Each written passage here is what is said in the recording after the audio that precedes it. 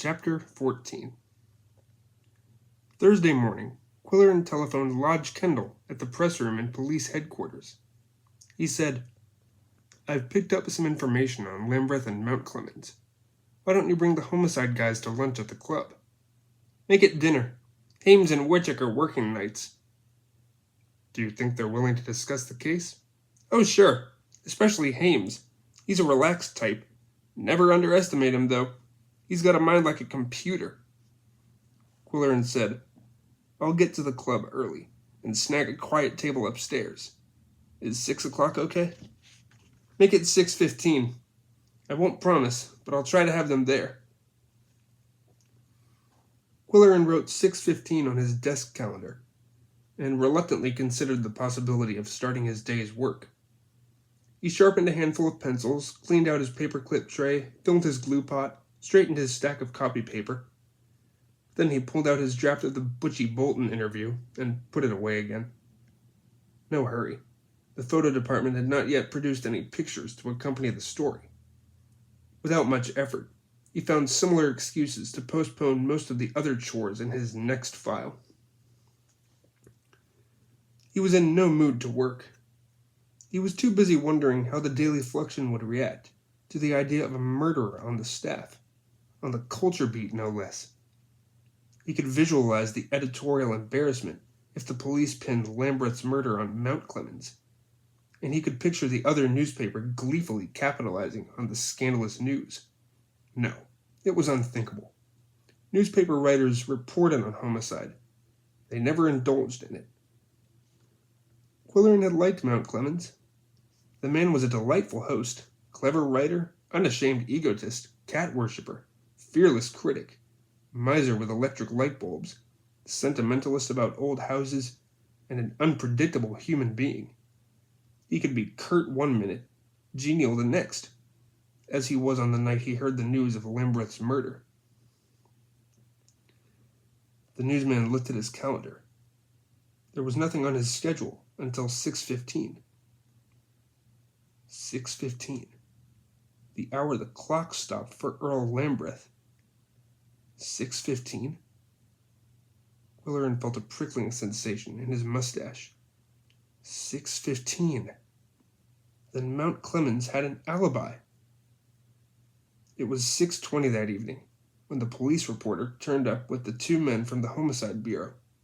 Hames, blandly amiable, and Witchick, all business. Hames said, "Aren't you the fellow with the cat that can read?"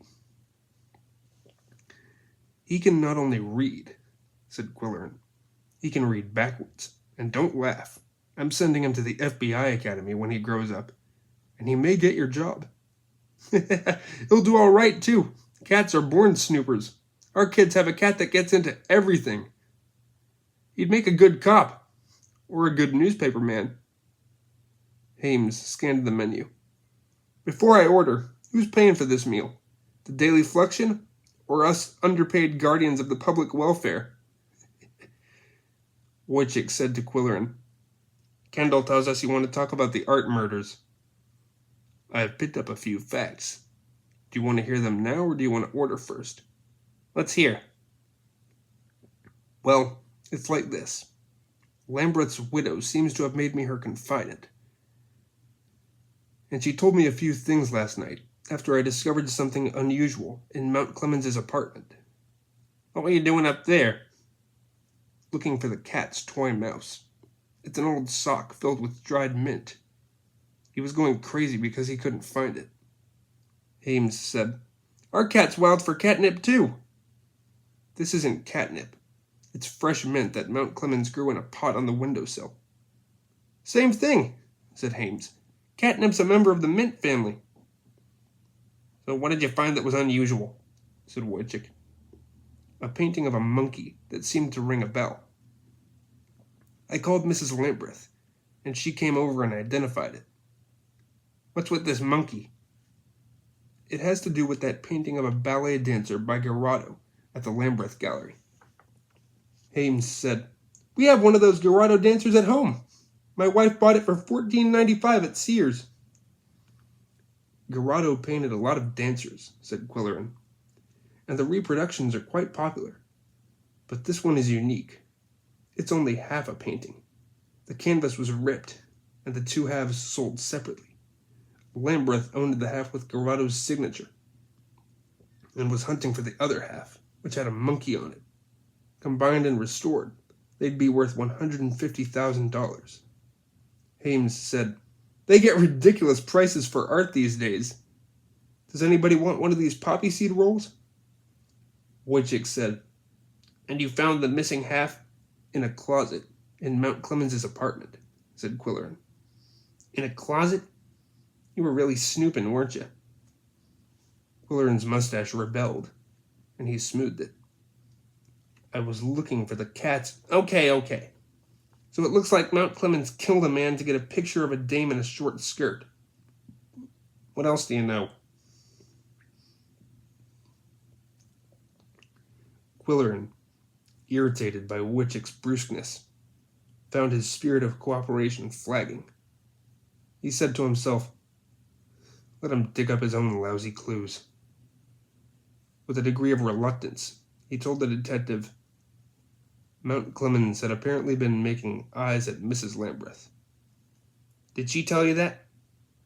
Quillerin nodded. "Women always say that. Was she interested in Mount Clemens?" Quillerin shook his head. "Foiled!" said the jovial Hames. "So the villain went home and committed harakiri in his backyard, after which he swallowed the knife to conceal the evidence of suicide and throw suspicion on the poor widow. Will someone please pass the butter?" Wojcik threw his partner an impatient scowl.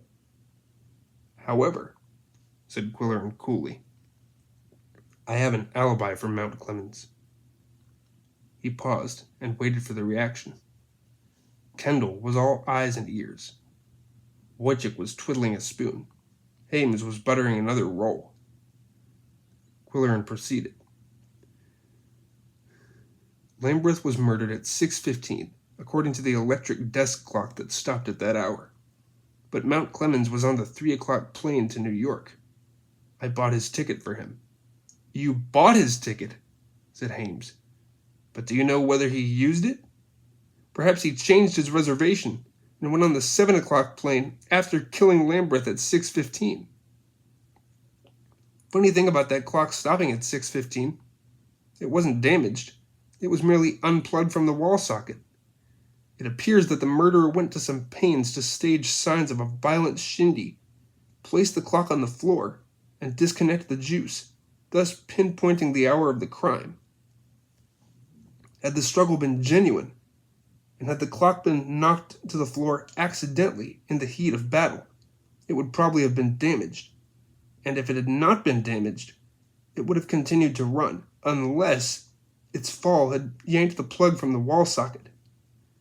However, considering the position of the desk and the location of the wall socket and the spot where the clock was found, it is doubtful whether such a fall could have disconnected the plug accidentally.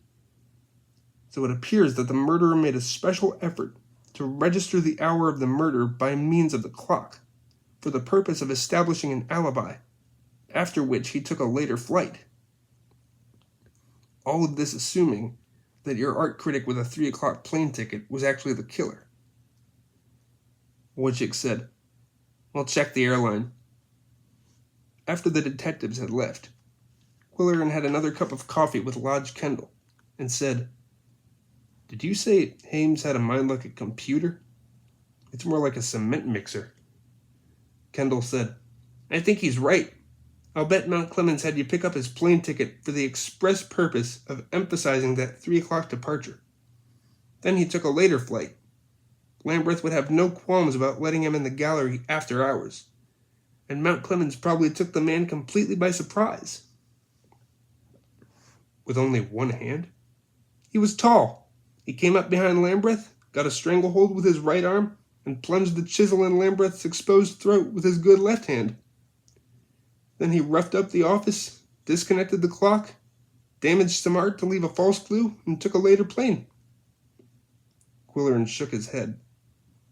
"I can't picture Mount Clemens on the other end of that chisel. Got a better theory?" "I'm playing with one." It hasn't jellied yet, but it might explain all 3 deaths. What's in that package? The tapes the police impounded. There's nothing on them, just an art review. Are they any good to you? I'll give them to Arch, Quillerin said. And maybe I'll write some kind of memorial piece to go with Mount Clemens's last column. Careful how you phrase it. You might be writing a memorial to a murderer, Kendall said. Quillerin's mustache made a stubborn stand. He said, I have a hunch you'll find Mount Clemens was on that 3 o'clock plane. When Quillerin arrived home with the tape reels under his arm, it was nearing 8 o'clock, and Coco met him at the door with an impatient clamor. Coco was not in favor of Quillerin's casual meal schedule. If you'd learned to talk, I wouldn't have to hang around the press club so much, the newsman explained, and you'd get your dinner on time. Coco passed one paw over his right ear and gave his left shoulder blade 2 short licks with his tongue. Quillerin studied the signals thoughtfully. I guess you can talk all right. I'm just not bright enough to read you. After dinner, Cat and Man went upstairs to the dictating machine on the critic's desk, and Quillerin slipped a reel on the spindle. The sharp voice of the late George Bonneville Mount Clemens, made more nasal by the quality of the equipment, filled the room. For publication Sunday, March 8th, serious collectors of contemporary art are secretly acquiring all available works by the celebrated Italian painter Scrano, it was learned this week. For reasons of ill health, the artist, for 20 years a recluse in the Umbrian Hills, is no longer able to produce the paintings that have earned him the accolade of modern master. Scrano's final works are now en route to the United States, according to his New York agent, and prices may be expected to soar. In my own modest collection, I have a small Scrano painted in 1958, and I have been offered 20 times its original cost. Needless to say, I would not part with it. There was a pause in the dictation, while a few inches of tape unwound thoughtfully. Then the ringing voice dropped to a more casual tone. Correction. Editor, delete the last 2 sentences. There was another pause. Then, Scrano's work is handled locally by the Lambeth Gallery, which will reopen soon, it has been announced. The gallery closed following the tragedy of February 25th, and the art world mourns, the local art world mourns, the passing of a respected and influential figure. The quality of Scrano's work has not wavered, despite age and illness. He combines the technique of an old master, the hubris of youth, the insight of a sage, the expressiveness. Coco sat on the desk, regarding the spinning tape with fascination and purring a rich, throaty accompaniment. Recognize your old roommate? Asked Quillerin, with a note of sadness. He himself was affected by the sound of Mount Clemens's last words, and he smoothed his mustache pensively. As the tape reel unwound at high speed, Coco lowered his head and fervently rubbed his jaw against the edge of the machine. Quillerin said, Who killed him, Coco? You're supposed to be able to sense things. The cat sat tall on the desk, with 4 legs close to his body, and stared at Quillerin with wide eyes. The blue disappeared, and they were large black voids. He swayed slightly. Go ahead, talk. You must know who killed him. Coco closed his eyes and uttered a tentative squeak. You must have seen it happen. Tuesday night, out the back window. Cats can see in the dark, can't they? The cat's ears waggled, one forward and one back, and he jumped to the floor. Quillerin watched while he prowled about the room, aimlessly at first, looking under a chair here and a cabinet there, peering into the cold black fireplace, touching an electric cord with a wary paw. Then he thrust his head forward and down. He began to zigzag down the long hall to the kitchen, and Quillerin followed. At the bedroom door, Coco gave a perfunctory sniff. At the threshold of the kitchen, he stopped and murmured something in his throat. Then he backtracked down the long hall to the tapestry that covered much of the wall space opposite the bedroom door. Woven into the tapestry was the scene of a royal hunting party, with horses, falcons, dogs, and small game. Dim light and the fading of age made the figures almost indistinguishable, but Coco showed pronounced interest in the rabbits and wildfowl that filled one corner of the design. Was it true, Quillerin wondered, that cats could sense the content of a picture? Coco touched it experimentally with his paw. He reared on his hind legs and waved his head from side to side like a cobra. Then, dropping to all fours, he sniffed the lower edge of the tapestry where it grazed the floor. Quillerin said, "Is there something behind that thing?" He lifted one corner of the heavy hanging and saw nothing but plain wall. Yet Coco gave a joyous cry. Quillerin raised the corner higher, and the cat pushed his way behind the tapestry, proclaiming his delight in positive tunes. Wait a minute. Quillerin went for the flashlight and shone a wedge of light between tapestry and wall. It revealed the edge of a door frame, and that was where Coco was rubbing and sniffing and voicing his excitement. Quillerin followed, burrowing with some difficulty between the heavy textile and the wall, until he came to the bolted door. The catch slid open easily, and the door swung out over a narrow stairway. It made a sharp turn and descended to the floor below, where it was closed off by a second door. At one time, this would have been the servants' stairs. There was a light switch, but no light bulb responded. Quillerin was not surprised. He descended with the aid of the flashlight, thoughtfully.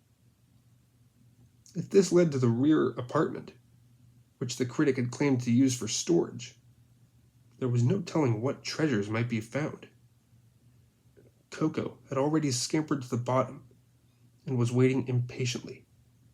Quillerin picked him up and opened the door. He found himself in a large, old-fashioned kitchen with drawn window shades and the aroma of disuse. Yet the room was comfortably warm. It was more studio than kitchen.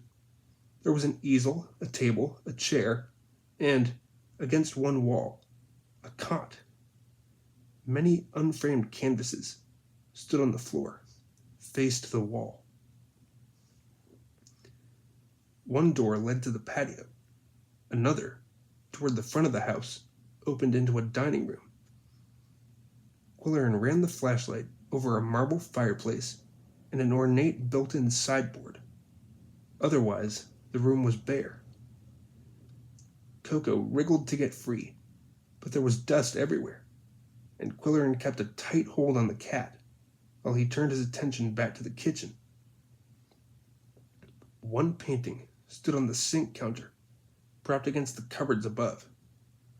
It was a portrait of a steely blue robot against a rusty red background, disturbingly real, and signed by the artist, O. Narks. There was a three-dimensional quality in the work, and the robot itself had the glint and texture of actual metal. It was covered with dust. Quillerin had heard it said that old houses manufacture their own dust. Alongside the back door, a kitchen table, well crusted with dried paint of many colors, held a jar of brushes, a palette knife, and some twisted tubes. The easel stood near the window, and on it was another square-headed mechanical man in a menacing pose. The painting was unfinished, and a brush full of white paint splashed across the canvas had disfigured it. Coco squirmed and squealed and made himself a troublesome armful, and Quillerin said, "Let's get upstairs. There's nothing down here but dirt." At the top, after bolting the door and groping his way out from under the tapestry, Quillerin said, "False alarm, Coco. You're losing your neck. There were no clues down there." Kao Ko Kung gave him a withering look, then turned his back and licked himself extensively.